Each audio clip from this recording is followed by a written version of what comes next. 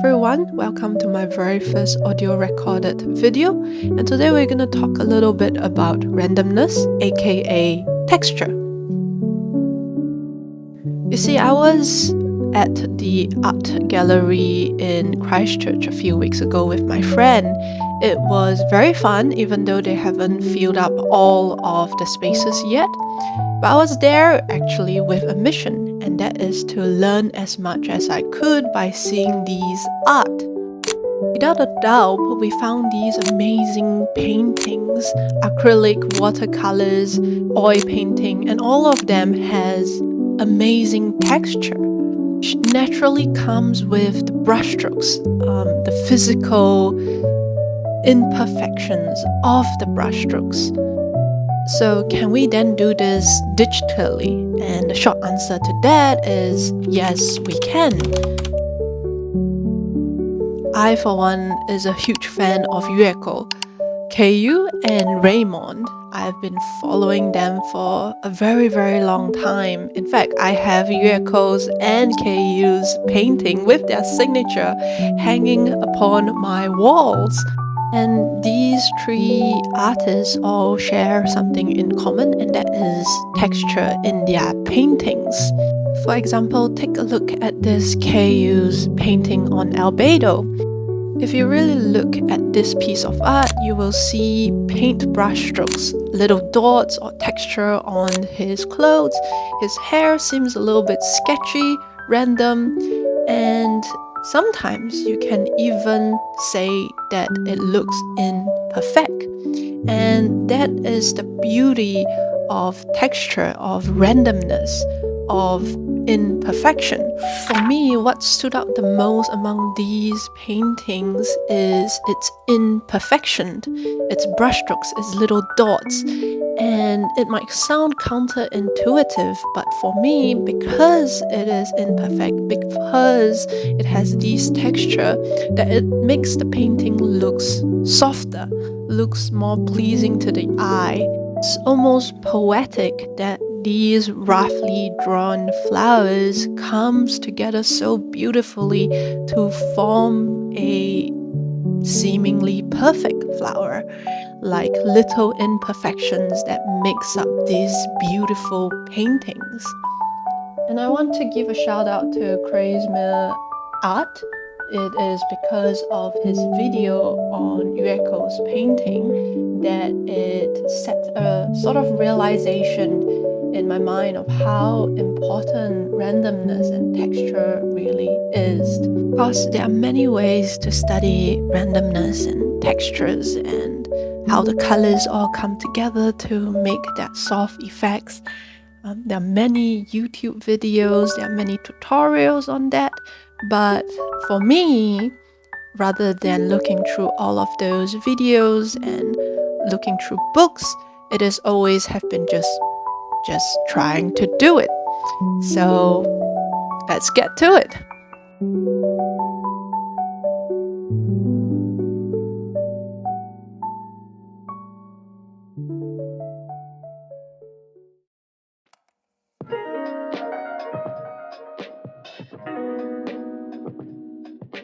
So for the first time doing these, I have a rough sketch of an OC, just a random lady. And my main focus here, rather than all the anatomy and all those things, is coloring, is the texture and the brushes that I'm using for these pieces. So right now with these pieces, you can see texture around its hair. I'm using different kind of brushes, any kind. I switch them up very, very often for these pieces, just to get that random touch to it.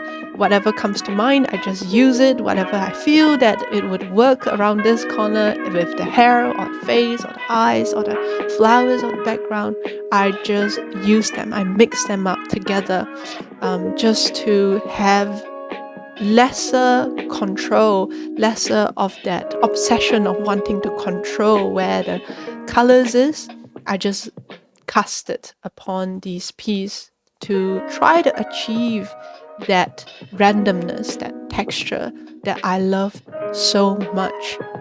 It was quite comedic because it is only when I'm doing these pieces that I realize how many brushes I have had downloaded in my Clip Studio Paint. Because very often I only use 2 brushes. I've not touched on the textured brush at all that I have downloaded in here.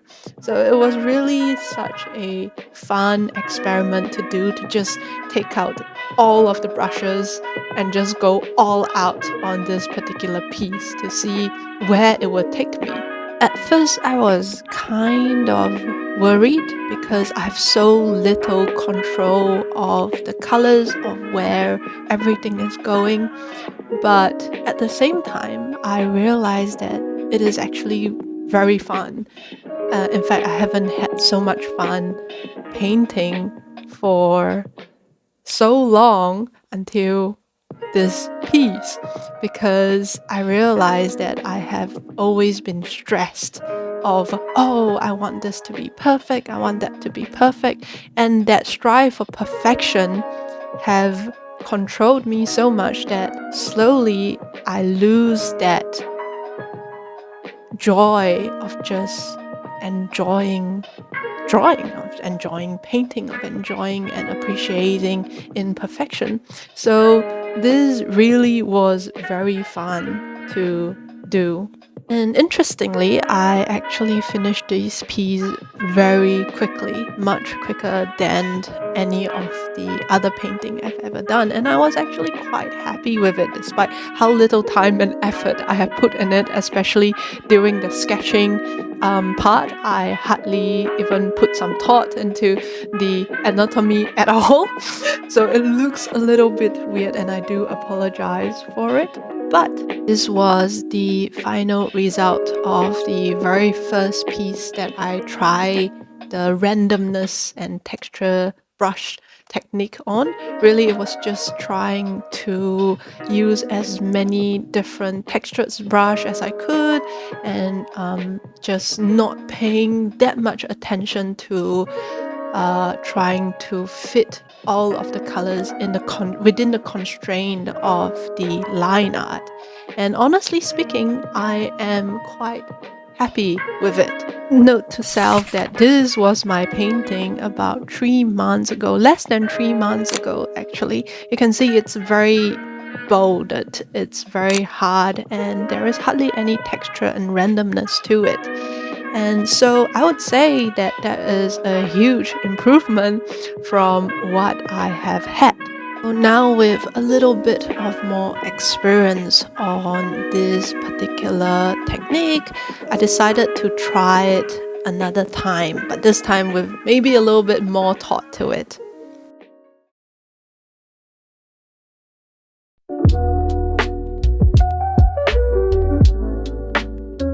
So for case 2, I did another quick sketch, not paying too much attention into the anatomy and anything else, because right here, right now, we are trying to focus on coloring and the texture.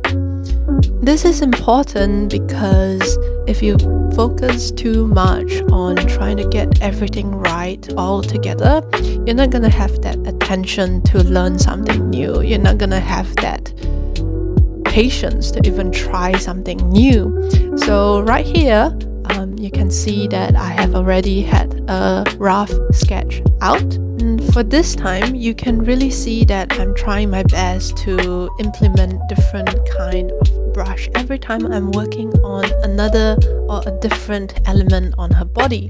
Her skin, her blush, her lips, the highlight of her eyes, her ears, and even the light shadows on her body. Each one of that element is painted with a different kind of brush. And even here, when I'm doing her hair, you can see that the main body of her hair is used in a form of another brush compared to the little strands that is being blown by the wind. At this point of time, I just try not to worry too much about anything. not about the colors of where they should go, whether or not they are in filling up the lines, or whether or not they are going out of the lines, whether or not they look perfect, or whether or not they are in the right shade. I don't really care about any of those at this point of time, or at least I'm trying my best to not care about any of them and just trust the process. Interesting enough, as I'm editing this particular video, I realize I prefer this raw version of the piece much more than the rendered piece, because there is much more free flow to it. The colors seem softer, everything just comes together quite naturally compared to the rendered version. And this just comes to show how our critical side of ourselves, like, oh, you have to be perfect in this, you have to fix this, fix that, all of those critical thoughts to your own art piece sort of limit our capability to just explore freedom, to explore the free touch of randomness and the natural imperfection of everything.